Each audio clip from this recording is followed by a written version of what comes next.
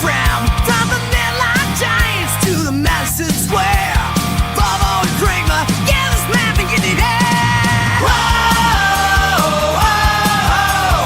Bobo and Cramer, yeah, the sit up to last, taking on the world, and they're never gonna stop with that New York grit. They're rising to the top. Feel alive. Yeah, the best in the house is where the legends play. Bobo and Cramer leading the way, breaking plastic slides, shout it out loud. And the best in the house, we're rocking the town. And the best in the house, we're rocking the town. And the best in the house, we're rocking the town. And the best in the house, we're rocking the town. And that's right, everybody. Welcome back once again to another edition of the Best Seat in the House podcast. As always, I'm your host, Rob Kramer, joined by my co-host, the great Daniel Bobo Curlin. And Dan, how you doing today, buddy? I'm doing okay. Was a great weekend. Was at the game as you saw yesterday, and sitting in the rare time I'm sitting in the lower bowl. Also, I do got to say before we begin the show, we do have to acknowledge the passing of a sports legend and Tommy John, the guy who was, I mean, not just the guy who the surgery was named after. The guy was a pretty good pitcher. A really good pitcher. As a matter of fact, Dan, that's a great point that you brought that up, and I had this written down too that we definitely needed to discuss is the passing of Tommy John, who, as you may or may not know, the Tommy John surgery is named after him. This has saved hundreds, if not thousands, of pitchers' careers since he had it first done, really as a using him as a guinea pig for this surgery back in 1974. So, it's just a shame that we lose Tommy John, after all these years. This is a guy, Dan, too, who pitched 26 years in the big leagues. He broke in 1963. His last year in the majors was 1989, 14 of those being after the surgery that made him famous. And, Dan, the thing, too, that I don't understand is this guy had 288 wins in his major league career. I think this guy should definitely be a Hall of Famer. 3.34 career ERA. You've got guys like Mike Mussina, who's a great pitcher, no doubt, but he had 18 less wins than this guy. If we're gonna drop these hard numbers, like they finally let Fred McGriffin after all these years, even though he only had 490 something home runs, a little short of 500, which is guaranteed to get you in. I feel like what's the difference between Tommy John having 288 wins and being 12 shy of 300? That guy should be a slam dunk Hall of Fame to me, Dan. What do you think? Yeah, without a doubt, he is definitely on that list of players that should be in the Hall of Fame that aren't, but should be. He is definitely on that list, and it's one of those crimes against humanity that he's not in the Hall of Fame. Yeah, I agree. Totally agree. Tommy John, unfortunately, should have been in while he was alive. Hopefully, the Veterans Committee rights this wrong and gets him in at some point down the line. But that's right. Godspeed to Tommy John, who passed away earlier. Actually, they announced it earlier today, but he actually passed away yesterday. And also, bad news from Mets land, Dan, as we're going to start things off with the Mets here. But we did get news just a couple of days ago that former New York Met Butch Huskey passed away at the very young age of 54. This is a guy that, if you're our age, me and you are kind of within that same age range, you remember Butch Huskey from being a kid. He was one of the Mets' top prospects back there in the early to mid 90s, breaking in with the Mets in 1993, having his career year with them in 1997. He was also one of the last Mets to ever wear number 42, which was retired in 97 for Jackie Robinson league-wide. He would have been the last until the Mets got Mo Vaughn. So, Dan, it's a shame. I remember getting Butch Huskey's bat back on Bat Day. They gave it away, the old black Pizza Hut bats they gave away at Shea Stadium. I remember getting that bat. I have good memories of Butch Huskey, Yeah, and it's a shame to hear that he passed away. Yep, and another one. He was the first regular season DH in Mets history. A little known fact. That's a great fact too. Yeah, That is true. Yeah, That is he was the true. first regular season Mets DH in history. He was the DH in that game that I was at in 1997, sitting in the bleachers at Old Yankee Stadium when Dave Wilkie pitched that 6-0 shutout. He was the DH in that game. Yeah, very, very interesting fact there with Butch. This is a guy who came up with those really crappy early 90s teams and stuck around basically until the Mets got Piazza and became that rejuvenized team back in 1998. He was traded in the offseason of 98, so he split the year between the Mariners and the Red Sox in 99. He ended up retiring with the Rockies in 2000, so he kind of bounced around, also spent a little time with the Minnesota Twins, where he actually did leave an imprint there, literally and physically, Dan, because he there was a scene. Damn, I wish I'd thought of this earlier, but there was a scene where he actually was playing left field for the Minnesota Twins, and I remember their old stadium, the Metrodome. It was kind of like those garbage bags they had on those back walls. He actually slammed face first into the left field wall, and the next day when they came out, they kind of made they drew like his imprint in the thing, like they chalk lined him. So it was pretty funny with there. So people do remember Butch for a bunch of things, obviously outside of what us Met fans remember him. Yeah, yep, exactly. I think I remember seeing footage of that on Sports Center back in the day. Yeah. That definitely was on Sports Center, no doubt about that. Also, we lose Tommy John, we lose Butch Huskey in a couple of days there. So very unfortunate news there. So best of luck to Butch and Husky's family. Best wishes to all of them and everything. But Dan, on a much better note here, let's really jump into the program here as we do have to kick things off with the Mets, Dan, because they're actually on a pretty good little roll right now. They sweep the Nationals out of New York. They get the win today at Citi Field, 4-3 over the Nationals. And, the Nationals did kind of blow their roster up a little bit at the trade deadline, trading some key pieces, but they still have a pretty decent team. And it's a good thing that we're seeing some life from the Mets right now, Dan, winning 9 of their last 12. It seems like everything's kind of falling into place. Yeah, I feel like even though it's a little bit too late, it's kind of fallen into place that I hope it carries the momentum into next year. Best we can hope right now is this carries momentum into next year, but it's showing some good signs, and that's just a good thing. We saw that it was good signs, and plus another good outing by Christian Scott, which he's finally shaping into form, becoming the pitcher that we were expecting him to be before that little setback happened, and he's now finally getting back to getting to where we expect, and it's going to be a big factor next year, giving us that potential rotation that's going to have like potentially 2 aces, maybe potentially 3, maybe 4, depending what we do during the offseason. Yeah. Obviously we're all going to be talking about the Mets going hard after Skubal, but you have to add, unless they're going out there and making a big trade again or whatever for one hopefully that would work out better than the Freddie Peralta trade. But I do have to say though that we do have some pieces and building blocks in this rotation right now. Christian Scott, as you said, threw another great game today. Obviously, the line not looking as impressive as it could have off the bat here. I know, Nate Lavender did come in relief and allow a run to score, which kind of muddied his lineup a little bit. But still, 6 1/3, 5 hits, 3 runs, 2 walks, 7 Ks.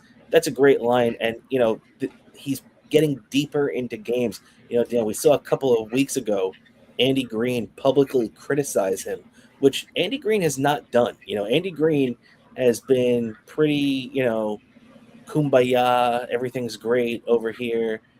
We really haven't seen too many harsh criticisms. Not that this was harsh, but you know, I forget, maybe about a month ago, right after the All-Star break, Christian Scott had a start where he only went maybe 3 2/3 or maybe 4 1/3. It wasn't too deep into the game, and Andy Green came out and said that he's got to learn. This is part of his growth. That he's got to learn to go deep into games, even when you don't have your best stuff. You've got to figure out a way to get outs at the major league level, and that proves your value. And that's what Christian Scott, has done. Look, this game didn't start off too great. Christian Scott basically, put the Mets in a 2-0 hole. I'm sure most Met fans weren't feeling too great. I know I wasn't. And then look, the team just ended up coming back. You get they scratched the run out to make it 2-1. You get Luis Torrens, who, how good has Luis Torrens been lately, Dan? He hits that home run to put the Mets up 3-2. And I'm loving, say what you want. Francisco Alvarez does have great power, and there are great things about him, but I'm so thankful the Mets have Torrens on this team still. He is such a valuable asset there behind the plate. Oh yeah, without a doubt, we're very valuable. It's a valuable asset behind the plate, and we got that. And we've finally seen to see pitchers throw deeper into games, which is something we need. We need pitchers that throw a lot of innings, that can throw 100 pitches on a day in each start. We need that. We need guys that are going to make sure that the bullpen. We're not going to have our arms falling off the bullpen. Yeah, you're right. And that's no doubt about it. The Mets have, and the thing is too, you don't want to lean too heavily on this bullpen because up to the All-Star break, the Mets had one of the better bullpens in the National League. Statistically, if you want to look at it, break it down, it was really, really good. The Mets basically traded all those guys, so everybody they have in the bullpen right now is unproven, and they're just looking to establish that resume. And so far, it's all gone according to plan. Can't argue with any of it. Obviously, there's going to be a couple of bumps in the road, but for the most part, they've done pretty well. Dan, I did want to get your thoughts, though. Kodai Senga right now has been the Mets' main closer option for the last week plus since Devin Williams got hurt. And now it looks like the Mets have pretty much solidified Senga in that role temporarily until Williams comes back, at least. But I got to say, I like it. Senga looks pretty good. In his last 5 innings out of the bullpen, he's allowed only 2 base runners, a hit and a walk. I'm really impressed with what I'm seeing. He's 3 for 3 in save situations over the last week since August 10th when he got his first save. And I like what I see from this guy. Yeah, I'm liking what I'm seeing so far. So far, so good, and that could be a good thing. We got our 8th inning guy, especially next year. If this keeps up, we could potentially be having our 8th inning guy next year. Yeah. I mean, no doubt about it. Would people still argue that he's overpaid for that role for $15 million? Yeah, I mean, most likely. But hey, if he's going to be elite in that role, which we still don't know. I'm not saying he is going to be, but if he could give you anything, and particularly on the high end, if he could be really good, man, that would be nothing but a plus for the Mets to get anything out of this Senga contract, which seemingly has gone so wrong over the last year and a half, ever since that unfortunate injury he had after a really good start to the 2025 season. It just has not been the same. There's a couple other guys here too, Dan. One is AJ Ewing, who, we all love AJ Ewing, but he seems to me like he's been really slumping lately too. He's 2 for his last 27. He's only hitting 200 over the last month. What do you think, Dan? Do you think this is the league catching up to him a little bit, or do you think this is maybe just the dog days of August catching up to a young kid a little bit, and he's going to bounce back eventually? I think it's just a little struggle. He kind of bounce out of it, I feel like. Yeah, I hope so. I pretty much lean the same way too. But you get those thoughts in your head when a kid goes into an extended slump like this. I mean, in the last 30 games, he's only hitting 207. So it does worry you, especially when the production's gone down so much over the last 20, 30 at bats, where he's only 2 for 27. But look, these things happen, especially in August. Sometimes the players need a reset, in a couple of weeks, especially once we hit September and the weather is a little bit cooler. You get that breath of fresh air, as you get that second wind going into the final stretch of the season. We hear Keith Hernandez talk about it all the time on the air. So I think that is a thing. Let's not forget AJ Ewing is still only 21 years old. This is a kid that a lot of people did not expect to see anywhere near the major league roster this season. And he's not only played well, he's played extremely well here. His average is down to 249, I think, right now because of this little slump he's been in. But this guy was hitting damn near 280, just a couple of weeks ago. So I think the Mets just got to be patient, keep giving him the at-bats, and keep him in center field. I don't want to see Luis Robert Jr. playing center field anymore. Keep the kid in center field so he knows where he's going to be every day. Yeah, exactly. Keep doing that. I feel like he'll be fine. Yeah, I'm with you on that. And last thing on the Mets before we start to move on here with them, Dan, is that Boba Shed, he's been really good too. 3 for 3 today with a triple. That, he hit a line drive for that triple today too off the wall. He was on base 4 times, had the walk. He's hitting 322 over his last 15 games. He's hitting 301 over his last 30 games, and his batting average is up to just about 270, Dan. So, this is a guy that if he keeps this up right now, Bo Bichette could be hitting 290 by the end of the year if he keeps this up. Like, it's crazy to me to think where this guy was at one point this season, and you could tell me that at the end of September, we could look up and this guy has a 290 batting average with 17 home runs and 85 RBIs. That's possible. And you know what? Those aren't bad numbers. I would be happy with those numbers. It would suck that most of them would come when the team's kind of out of it and buried. But you got to give Bo, if he ends up putting up, those type of numbers, I'm really going to be hoping that Bo comes back next year because I think he will feel so much less pressure in his second year as a Met. And I think that's when we're going to see the best out of Bo Bichette, a lot like what happened to Carlos Beltran, in his first season as a Met. I think Beltran's kind of got complicated too because he got injured at one point that year. He also had that collision with Mike Cameron at one point.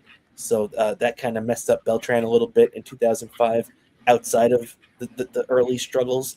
But I think that Bo Bichette's going to have a Carlos Beltran-like bounce-back year next season. I'm not saying he's going to hit 40 home runs, but I think he's going to have a big year. Yeah, I feel like he's going to have a big year, and I feel like he's going to be back next year, I feel like. Yeah, I think that makes the most sense because, Dan, if you were Bo, isn't that what you would do? Because, we're going into this offseason right now where there's a lot of uncertainty, where, we don't know how many games, if any, they're going to play next year with the uncertainty going around the work stoppages that are being threatened right now with the collective bargaining agreement expiring in, December of this year. So that's something to keep in mind. But Bo Bichette has a guaranteed $42 million on the table next year from the Mets if he wants it. So he could say, you know what, I'm just going to take that money and see what happens next season. Because then he could even opt out after the 2027 season if he wants to and still cash in again. He'd only be, 28 years old, I think, at that point. So I think it would make a lot of sense for Bo to stick around next year. But, only time will tell with that. But it is good to see him playing much better lately. Yeah, exactly. And I feel like he's gonna take it. He's gonna I agree. he's gonna take the option, I feel like. And I agree with you on that. Yeah, and I can tell you, I'm just hoping we resolve this soon because it's just gonna feel the worst. The not having baseball around next year. Yeah, it's going to be bad. Let's just hope. Last time they kind of had the work stoppage in 2022. Actually, when we first started our show, our first, I think, 3 episodes were us talking about because we started in March of 2022. And I'm pretty sure our first 3 episodes were talking about the work stoppage in baseball. And then I think it was either episode 4 or 5 where we were finally talking about, okay, now the work stoppage is over. They're finally back. Spring training's on. Let's get ready for the season. But, it's just funny how that literally just happened a Yeah. couple of years ago. Let's hope we're that lucky this year, Yeah, I remember that scene that works up. He says, "Oh man, what the fuck? What a bad time for us to start this show. That we're gonna not have baseball to cover during the time that baseball's gonna be prominent." And I was saying, I guess we're just lucky that the Rangers are about to go on a deep playoff run. Let's hope they continue that deep playoff run because we're gonna need that because there might not be content come after that. Like we're wondering what we're gonna do freaking now. I was wondering that. Even then, I was wondering to know the same jokes I'm going to say. What are we going to do? Cover Japanese baseball? Yeah, no doubt about it. That was definitely on the table if that went extended over there in 2022. Luckily, they figured things out and they got this season ready in time. And let's hope we're that lucky this year. But with that, Dan, I'm just enjoying every game for the rest of this season. Yeah. Who knows what lies ahead this offseason for baseball. So as bad as the Mets have been, let's just enjoy every game. And same thing for you Yankee fans. At least the Yankees have something to play for down the stretch here. But the Mets are getting themselves back. Yeah, what were you going to say, Dan? Sorry. Yeah, also, I saw some interesting news online. Apparently, did you hear this, that every NHL team might become publicly traded companies on the stock market? Oh, yeah, I did hear about that. That is pretty interesting. Maybe we should buy some stock in the Rangers. I'm definitely interested in that, no doubt about it. I think they're talking about that becoming effective sometime in either October or November, right around the beginning of the season. So that's going to be really interesting to see what those prices even go for. Yeah, but that'd be interesting to say, like, the Best Seat in the House podcast has stock in the New York Rangers. That'd be interesting to say that. That would be pretty cool. No doubt about that. We'll have to keep our eye on that when they finally do go public, and we'll see what the prices start at. We'll see what the demand is for that. I'm sure there'll be a lot. No doubt about that. And all right, then the last thing with the Mets is that tomorrow, this is something that could get very, very interesting. And excuse me while I dream for a moment here, Dan, okay? So right now, the Mets coming into today were 10 and a half games. I'm sorry, they were 11 games out of a playoff spot in for the last wild card in the National League. So they've won 9 of their last 12. They're playing pretty good. They just swept the Nationals. They're taking on the Padres. The Padres are the team in that third wild card spot. So the Padres right now are playing the Guardians, and they're winning 2-0. So if they do win today, then the Mets deficit for that wild card will remain at 11. If they lose, the Mets will jump up to 10. So the Mets have a chance if they sweep the Padres, which, look, I'm not saying they're gonna. I'm definitely not looking like the Mets are going to make the playoffs. But let's just, look, crazier things have happened. We saw last year the Guardians go on that crazy run to catch the Tigers. This year, we've already seen it twice with the Red Sox basically coming back from the dead and the Tigers coming back from the dead too. So, it's not the craziest thing in the world to think about it, even though it still seems like it is right now. But the Mets are 11 games back, and the Padres actually just extended that lead to 3-0. So the dream seems to be getting a little bit more difficult by the second. But Dan, look, if they do go out there and sweep the Padres this week, it's either going to be 8 games or 7 games, and you can definitely make that up in 6 or 7 weeks. So I'm not saying it's going to happen, but they at least have a chance to give themselves an opportunity. Yeah, that is kind of interesting. It's going to be weird. I can tell you, it would kind of be shocked if it did happen, but it's like I know it's like so much has to happen, so it's like I'm not giving my hopes up because I know I don't want to be just disappointed at the end. It doesn't happen, but Yeah.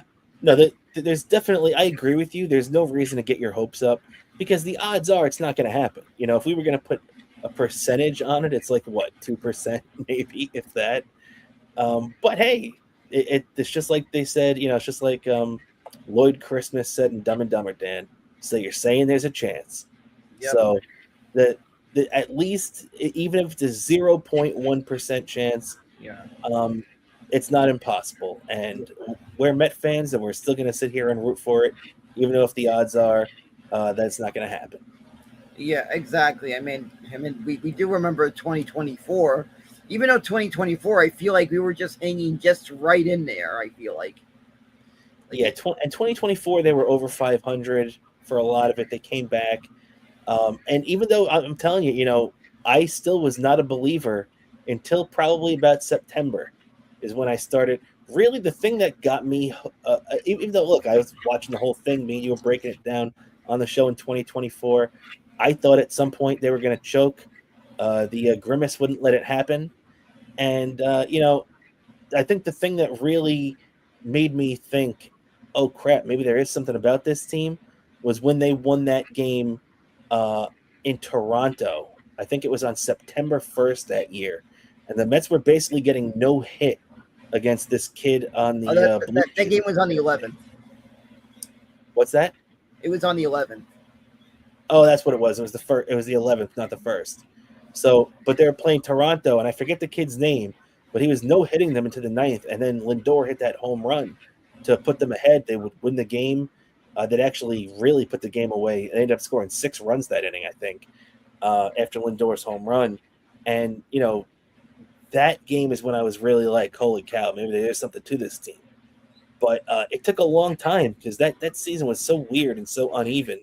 But this season has been far, far worse. The Mets were never, even in their worst, 18, 20 games under 500 like they've been this year. But to give the Mets credit, though, Dan, they've cut it right now. What's their record at the moment? The Mets right now are 56 and 69. So they're 13 games under 500, which still is not good. But they were basically 20 games under 500 a week ago. So, or 2 weeks ago, whatever it was. So you definitely got to give them credit for that.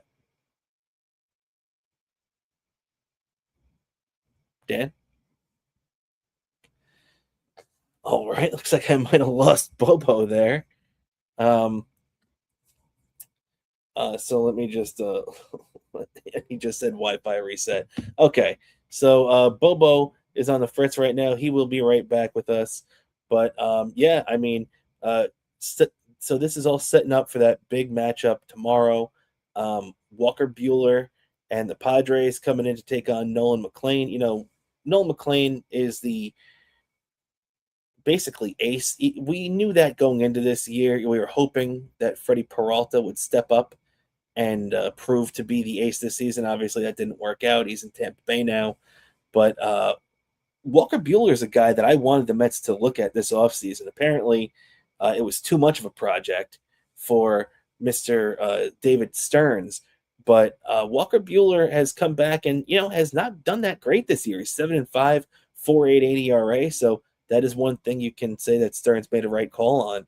And, Walker Buehler still wouldn't surprise me if he went out there and threw a good game against the Mets tomorrow. So you really got to hope this team is getting, a little bit of offense against Buehler. That 5 ERA, come on. Against Nolan McLean, McLean should be able to get the W tomorrow. But you definitely never know. It's, I've seen crazier things. When you look at Kodai Senga closing games for the Mets right now, having 1, 2, 3 innings with a 7.8 something ERA, it just goes to show that the ERA isn't the be all end all. However, I do want to talk a little Yankees. I know we all know that Bobo isn't a big fan of talking about the Yanks anyway, so we'll do this while he is away. And he'll join us hopefully in a second. He said he's resetting the Wi-Fi, so who knows how long is that going to take. But let's start off with the Yankees here, as the Yankees did win 4-3 today in 10 innings to avoid the sweep against the Blue Jays. That's right. That's one of the things that I put on the YouTube thumbnail for this episode is that, you know, um, it was like the Ghostbusters type theme because this really has been a house of horrors for the Yankees for the last calendar plus year. I mean, think about how many things have gone wrong at this stadium as we are rejoined here by the great Daniel Bobo Curlin. And yeah, thanks for hopping back in with us, Dan. Yeah, And yeah. Unfortunately, the Wi-Fi's again going out again. It freaking happens a lot here. it happens. It happens. But it's all good. We just jumped over to the Yankees while you were resetting, Dan. And the thing I was talking with the Yankees too is that you know Toronto has really been a house of horrors for this team over the last year.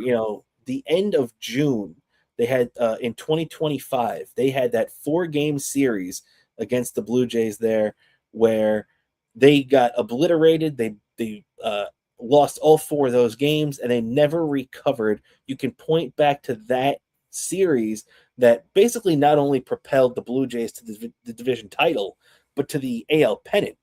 And the Yankees really let the division slip through their fingers in that series, and then for the couple of months that followed too, when they were never able to regain a firm hold of the division title. The Blue Jays would go on to win it, even though they tied with the Yankees because they won the season series, in part because they swept that 4-game set in Toronto at the end of June. And the Yankees obviously didn't play well in the playoffs there last year, and now we're coming up here where they lost the first 2 games. The Blue Jays have stunk this year. They've pulled themselves back into competition because the American League is so bad, but they're still having a very, very bad year. And for the Yankees to go up there and lose 2 out of 3, you can't do that if you're the Yanks and you're trying to chase down the Rays right now. This is a series that you had to take. And I'm telling you this now, Dennett, I don't think the Yankees took them lightly at all because I think the Yankees are still out for blood with the Blue Jays. They always want to beat them extra bad now with how the Blue Jays spoiled their year last year. But I think Toronto itself might be in the Yankees' head a little bit now. It seems like it's a very tall task for them to win in Toronto these days. What do you think? Yeah, exactly. It looks like maybe something was kind of spiked in the maple syrup or something, because they've been not good for them. Yeah, it's been tough. It's been tough, but to the Yankees' credit, they did avoid the sweep today. They got the win. They won 4-3. Even though David Bednar, the Yankees closer, gave them a little bit of a scare there at the end. They were up 2-1 in the ninth. He blew it. Actually, it was second and third with 1 out, so it really didn't look good for the Yankees. He blew it, but got out of it.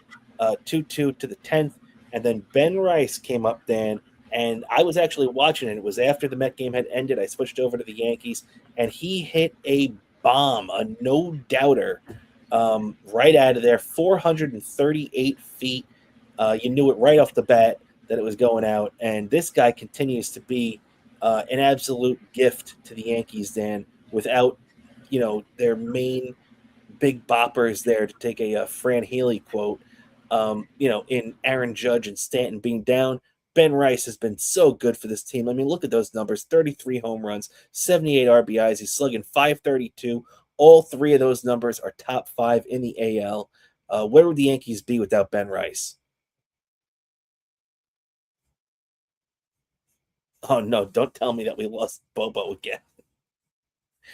Oh, my God, this is not going good for Bobo's Wi-Fi. All right. I just texted him, "Are you gone again?" So let's see. I'm guessing he's not there. But yeah, so Ben Rice, I mean, the Yankees would be absolutely screwed without him right now. He's the heart and soul of this lineup at the moment. And as soon as that ball came off his bat, as Bobo finally drops out there, you just knew that that the Yankees were in trouble. or that the Yankees are back in. As Bubba says, happening again. Right.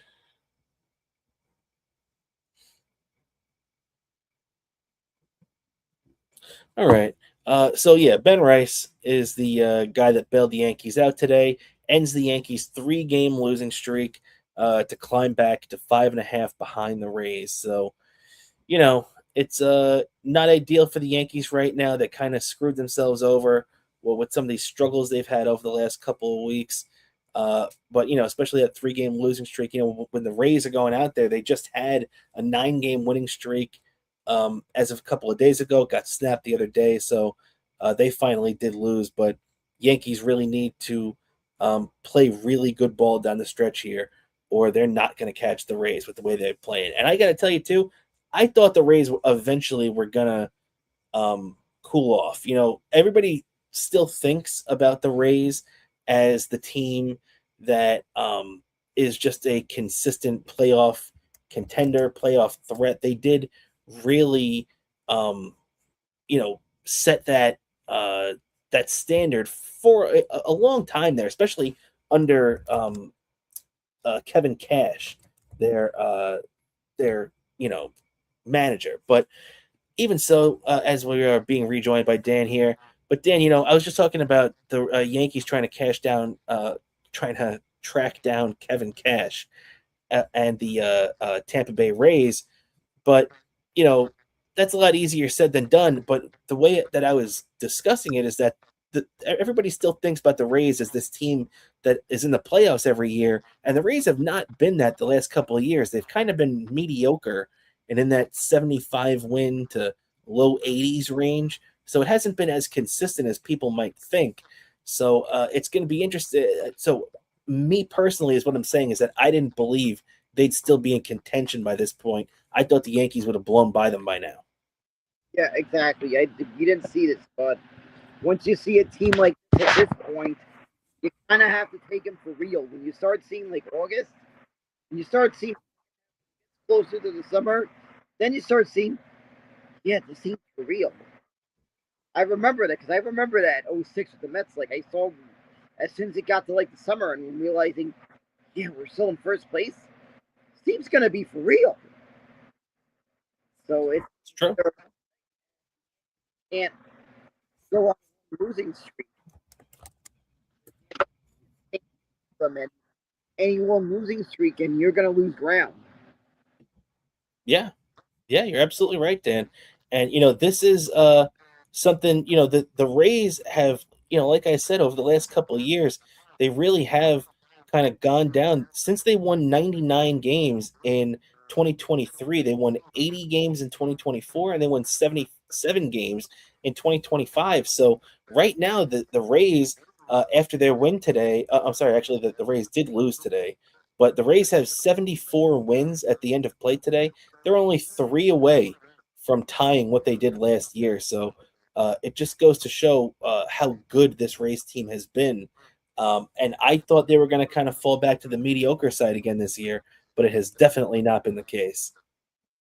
Yeah, it's definitely not the case, and we're going to see it saying that could go all the way down to the end of the season.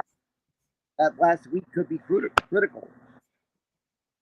No doubt about it. No doubt about it, Dan. And last thing on the Yanks, before we start to move on, is that Judge and Stanton are both progressing in rehab. They said I saw Stanton was kind of doing some controlled running. I don't know exactly what that means, but that's apparently a progression. And same thing with Judge, who was playing catch finally, really the first baseball activity he's done since this injury. They said back in May. So that's the best news for the Yankees is just to keep hearing good things and hope that at some point in September these guys both pop up. Yeah, that's what we gotta. That's what they got. What the Yankee fans have to hope for is that they gotta hope they come back early enough in September before, because the more difficult the rehab process can get. They don't. You don't want them coming in cold going into the playoffs. Plus, that the minor league seasons are winding down, and that can make the rehab process even more challenging when there's no minor leagues to rehab in. Yeah, you're right, man. And now the Yankees, they're going to get an off day tomorrow, but they're going to be playing the Baltimore Orioles in Baltimore on Tuesday. The Orioles are playing tomorrow, finishing up their weekend series tomorrow. So they are going to be getting back to Baltimore a little bit later than the Yankees, they're going to have a little bit of time to relax in Baltimore before their series starts on Tuesday. So they're going to be throwing out Will Warren. Still not sure who the Orioles are throwing out. They haven't named it at least yet. So, and it's a big game. The Orioles, the American League is still very poor, Dan. So even though the Orioles and Blue Jays are both still under 500. They're both right around 60 and 63, 60 and 64, whatever it may be. They're only a couple of games out of that wild card slot in the American League because the American League's been so bad this year for that final third wild card spot. So, even though you might look at the Orioles' record and think, they stink, this is a team that does have something to play for. So if I was the Yankees, I would definitely be ready to go at 6:35 on Tuesday because the Orioles do have something to play for. Exactly. It's an opponent you can't take lightly, and no means they not to get too drunk on the crab cakes. Yeah, yeah, no, that man. And another thing too that annoyed me is that I don't know if you've seen this, but there's the Orioles. They have a new first baseman this year, Dan. This young kid by the name of Pete Alonso.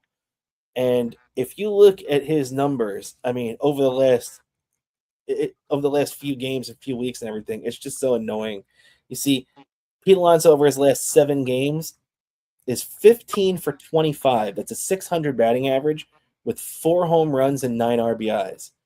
Right over his last 15 games, he's hitting 396 with 5 home runs and 13 RBIs.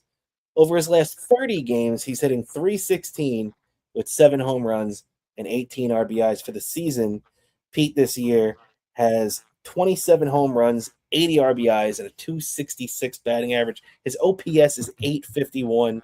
And all I can say is, David Stearns, go screw yourself.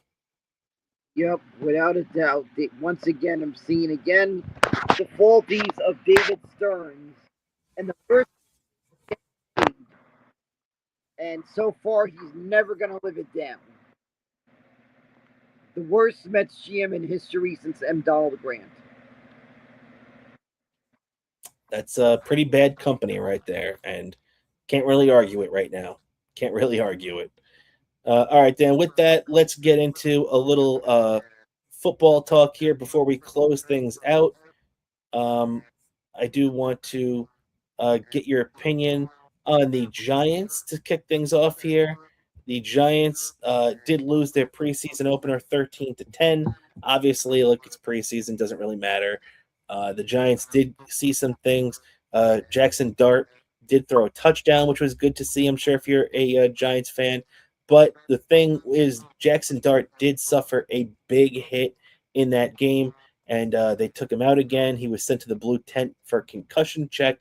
He says he was puzzled by that latest trip to the blue tent, and I don't know, Dan. I don't, you know Jackson Dart had an open field in front of him. He chose to take it. He took this hit, and really, the running back Tyrone Tracy missed the block, which is what set this hit up. And look, I'm sorry. I know he doesn't like it, but first of all, you shouldn't be taking those chances in a preseason game, putting your body on the line like that.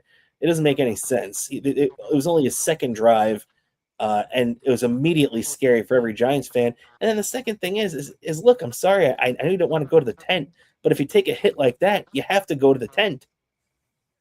You need to accept it. It's a protocol. That's how the rules are in the NFL. Because it the territory you're playing in the NFL, and then you don't need to take those big risks. Don't freaking do this to us in preseason. We don't need this. I already went through. We already this. Don't need to take risks. We made sure to shore up everything to protect the quarterback. We don't need this. Yeah, yeah, it's definitely true. So I understand his frustration. He's a young competitor. He wants to go out there. He doesn't want to be pulled out of the game. But look, that's the rules. That's the rule. They got to pull you out, so you got to deal with it. Especially in the preseason, he's just got to learn to not leave himself that open to hits like that. So let's just hope this is still a learning process for a young quarterback. Um, I saw that Cam Scadaboo, he's coming back from an injury. He had 4 carries for 19 yards, looked okay in his return from the injury, but he did leave MetLife before addressing the media. So, um, look, I understand these are some young players that we're talking about here. With both teams, the Jets and the Giants too. But I think Cam has to realize that you can't skirt the media like that. Because not only are you talking to the media, even though you don't like them, the media is the voice to the fans. So, and whether you like that, the voice or not, uh, you talking to the media allows the fans to hear what you have to say and hear your side of things. So when you don't talk to the media, it's just a fight you're going to lose every time. Yeah, exactly. I feel like maybe he needs to get used to that. I feel like he needs to get that out of his head. Maybe he just made a little mistake. Maybe he needs. I feel like he'll mature about this over time. So it's something as long as he dips this in a butt, doesn't do this again. There's nothing to hit Panic City about.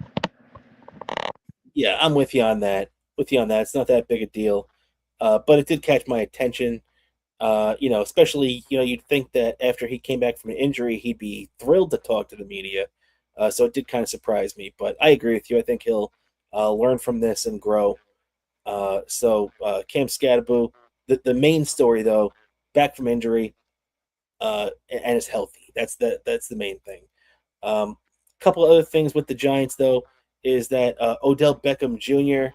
did get a big welcome from the crowd in his first game back with the Giants. What are your thoughts on Beckham Jr., Dan? I think there's still some Giants fans that are soured on him from the way he left. I don't think that they really forgive him for kind of forcing his way out of town the way things broke down here. But then there are a lot of Giants fans that are nostalgic for it and are happy to see him back. Uh, which side do you fall on? Kind of happy to see him back. I feel like it's a low risk, high reward thing, and I kind of wish him the best. I feel like he's still got a little bit left in the tank, and I feel we're gonna have a nice. I feel like he's gonna give us a nice send off this year. There's just that a little bit left in the tank. I feel like, and that could be a steal of a deal with this Giants team.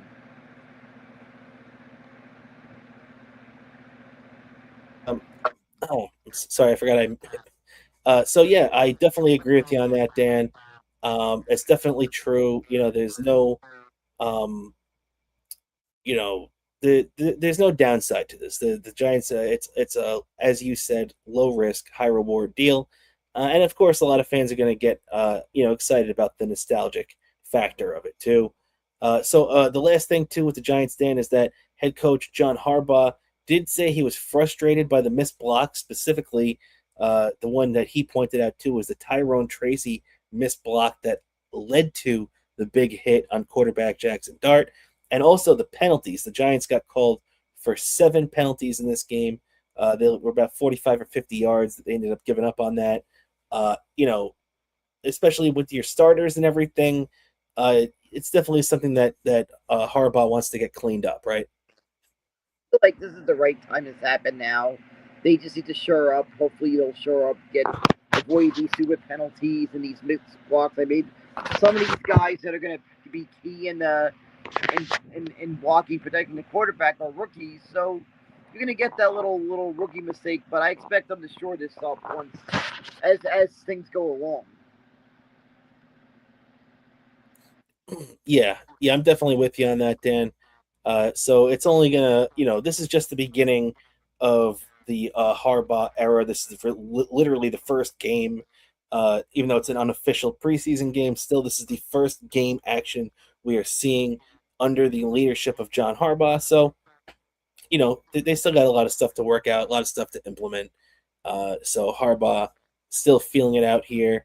But the last thing now, Dan, is that the Giants are getting set for their next game, which is going to be on Saturday against the Miami Dolphins down in Miami. They're going to be having a joint practice later this week against the Dolphins when they get ready for it. So it'll be interesting to see the Giants out there practicing against the Dolphins team, which the Dolphins are supposed to be one of the worst teams in football. I think most picks have the top 3 picks in football next year as the Dolphins, Jets, and Arizona Cardinals. Now, the Jets could go either way. The Jets could kind of find themselves out of that mix, whether it's their own pick or maybe they'll get the Colts pick or however that breaks down. But basically, they're saying the Dolphins are one of the worst teams in the league, Dan. So I think you're going to see mostly because the preseason game is not going to matter. Who knows what's even going to start for the Giants, who they're going to play, what the deal is going to even be. So you don't really know what that. I'm going to be interested to see the practice this week against the Giants because the Giants should be superior competition to the Dolphins. And I'm going to like to see how this Giants offense slices up and dices this Dolphins defense and how the Giants defense matches up against Malik Willis and the Dolphins offense. This should be a lot of winning this week for the Giants against the Dolphins, at least during practice. A lot of winning. I feel like this team's going to make another step forward, go shaping into form going into the year. Where I feel like this year, I said it before, the Giants, I feel like they're going to be a playoff team this year. I feel like that's the expectation, and anything less than it will be a disappointment. Yeah, I'm with you. Let's see. Okay. Sorry, the sound is very bad, but it's okay. We can. We only got a little bit more to go, so let's just wrap this up and we'll figure it out. Next time, hopefully the Wi-Fi holds up on that. But Dan, let's wrap things up here. I'm sorry, Dan. What are you saying? Wi-Fi is going to be causing so much problems. Yeah, it's all right. Yeah, what are you gonna do? We'll figure it out. Last thing here, Dan. The Jets did have their preseason opener the day before the Giants. Giants were yesterday afternoon. Seems like Harbaugh likes doing that trend. Giants also playing at 4 p.m. against the Dolphins this coming up week. Jets, though, they're sticking on the night games, a 7 p.m. opener against the Bucks on Friday night. They're also going to be playing 7 p.m. this Friday. So both teams sticking with their schedules. Jets nighttime, Giants afternoon. So the preseason opener, though, got off to a real interesting start, though, for the Jets. Because I got to tell you, Dan, I was kind of looking forward to this. I was looking forward to seeing Geno come back for the first time in a decade or so since he's been a Jet. So I was looking forward to seeing how he looked out there. Some of the young guys, see how they looked. But we learned about an hour before kickoff that Geno Smith had been scratched because of an ankle and a sore foot, as they described it. He was scratched an hour before the game. I don't know if I buy that. I don't know if maybe they just didn't want to play him. I don't know if they were planning on ever playing him in this game. It really did annoy me a little bit. I saw people showing, footage of Geno walking in here. Didn't look to me like he had too much trouble walking. But whatever. If it's true, I hope he's, okay, and I hope he gets well soon and is able to play the next game without any limitations. But if it's not true, I just don't understand why you did that. There's no reason. You could have let Geno play a series or two. It would have been fine. But either way, as always with the Jets, Dan, very interesting right out of the gate. Of course, it's always going to be like that with you guys. There's always going to be something hitting the panic button with you guys, and that's what happened today. I mean, that was what happened the other day, and hopefully this isn't an occurrence, and he's back in. He's getting some in-game action next week because he's got to get some in-game action in preseason. because you don't want him going cold going into the season. You don't want to have you don't have that you want to have a panic button right going into the season. Yeah, yeah, you're right, and I wouldn't necessarily, although I'd understand why you would think that, but I wouldn't necessarily say it's panic button. I think even the Jets kind of downplayed it, and really the Jets downplaying it is what made me skeptical of the injury in the first place. If the Jets had been like, well, okay, he's week to week, they basically said, he'd be fine if it was a regular season game, he would have played. So that's the thing that bothered me, where it's like, okay, I get there are situations where, okay, if it's a regular season game, he'd play, but it's a preseason game, so he's not. Is this injury that only popped up an hour before kickoff suddenly something like that? I don't know. That's the thing that made me skeptical. Yeah, exactly. It's just one of those things, but they maybe need to not say anything. They should have just been honest. He's not. They're just giving him a they're giving he's not going to be he was not going to see any in game action this week, but they just had to over dramatize it. Yeah, yeah, that's what I kind of feel like too. So we'll see how things progress with Gino if he is back full go in practice tomorrow when they reconvene. As for the Jets, Dan, too, the rookie quarterback we were talking about a couple weeks ago, Cade Klubnik, was the one that ended up starting, the Jets' fourth round pick from this year. Didn't play the entire first half. That kind of confused me. Um, not that it was imperative that he played, but he was 5 of 7. He looked okay when he was out there. Led the Jets downfield for a touchdown at one point. So I liked what I saw out of this kid right out of the gate. I would have liked to see more, and mainly I would have liked to see him in the 2-minute drill. You know, uh, that's why I would have preferred him play the entire first half rather than throwing Zappi in there. If Bailey Zappi is the Jets' third string quarterback at the moment, who used to be the New England Patriots quarterback, and he threw 2 interceptions in the game yesterday. Looked terrible. So I just really hope that the Jets, at least if they're gonna not, or the next time they play Cade Klubnik, I hope they give him an extended look. Because Brady Cook, we saw what we needed to see at the end of last season. He's not an NFL quarterback. And Bailey Zappi's not any good either. So let me see a lot of Cade Klubnik at least. Exactly.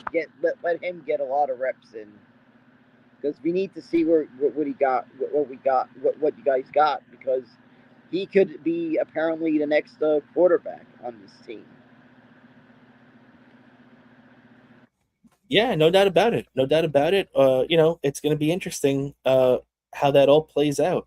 And also, real quick, I do want to give a shout out to a couple people in the chat. I just noticed the chat over here.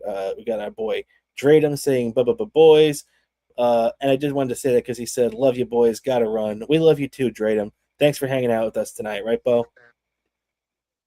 And with us, that little nod to the show.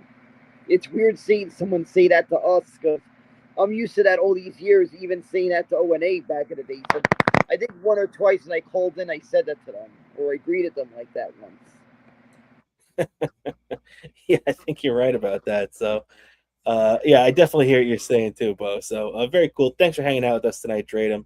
And thanks as always to our buddy Disabled Officer too, who's always hanging out with us too. So, thank you for hanging out with us, guys. By the way, I did see Anthony Cumia not too long ago because I went to see the Legion of Skanks. That it was good to see Anthony and Jim Norton do their thing. That was a hilarious episode of Legion of Skanks. Seeing Anthony Norton on there. If you haven't watched it, you gotta watch that episode. And I'm enjoying their. I watched the free episode of their YouTube show, Anthony and Jimmy, and it's just great seeing those guys again. It really feels like they haven't missed a beat. And also, No doubt about it. and I gotta say, Anthony, he really appreciated that gift I got for him. That it's a bobblehead I have. The Cyclones gave out a bobblehead of George Costanza wearing that that puffy jacket. That big bulky jacket. That it's Gore-Tex, Jerry. I gave one. Yeah, Now it shows up in the background on his show now. That's awesome. That's awesome. I forgot you said that you got that for him. So very cool. Very cool. I did see that Legion of Skanks episode. It is absolutely hilarious. I'm also a member of Jimmy and Anthony's Patreon, so definitely check that out.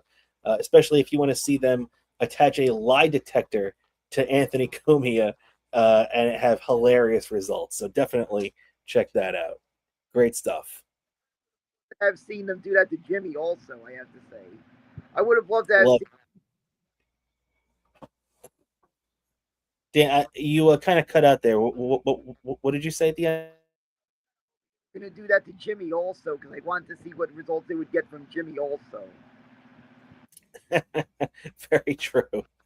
And all right, Dan. Last couple of things on the Jets here is that we were talking about guys coming back from injury for the Giants. Well, the Jets had a couple of guys coming back from injury too, in Braylon Allen and Garrett Wilson, who both finished the season on IR. Braylon Allen broke a big run for the Jets yesterday, scored a 31-yard touchdown. That was great to see. Garrett Wilson made a couple of catches for 32 yards. One of them was a 21-yard catch.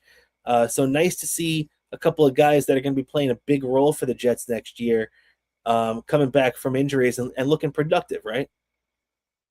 Without a doubt, that's a good thing. It's a good progress. We're seeing these guys coming back, and so far, so good for these guys. They're making the progress you hope to see in a year that's going to be a building block year for the Jets. That you want to see them make that step. Probably not going to be a playoff team. Probably going to come close if you're lucky. But you need to see that little progress that they're making toward that this year. Yeah, no doubt about it, man. So you're definitely right about that. The Jets definitely have to build on this season and make this a building block year. Totally agree. One of the guys that could be a building block for that team is a big man they acquired this offseason for former defensive end Jermaine Johnson. They picked up this guy who fell out of favor with the new coaching staff and the new head honcho over there, Robert Saleh, former Jets head coach in Tennessee. Fell out of favor there, got traded here to the Jets. Tavondre Sweat, big man, 360-pound nose tackle that finally has been removed from the non-football injury list.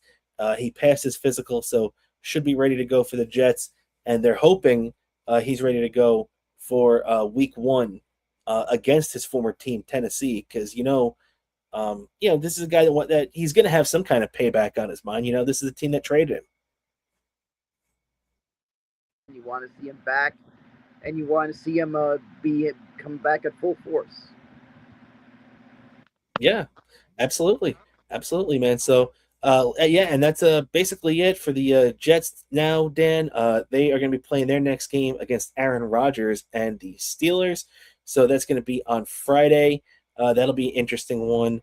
So the Jets end up dropping their opener 24-16, now playing their next game on Friday at 7 p.m. in Pittsburgh. So we are going to be ready for that one. And with that, Dan, that's just about going to do it for us here today on this edition of Best Seat in the House podcast. Before we get out of here, anything like to plug for yourself? Plug my X account, Bobo103NYC, Instagram 718DK. Don't forget our Patreon where you get access to stuff like Trackside Minute, or early access to my YouTube videos, 8 days early access whenever I upload stuff. To be on the lookout for there. More importantly, you support our show, get our Patreon exclusive show, our NFL preview shows once football season starts. You get all that good stuff. So hop on board, support the show. It's only $5 a month.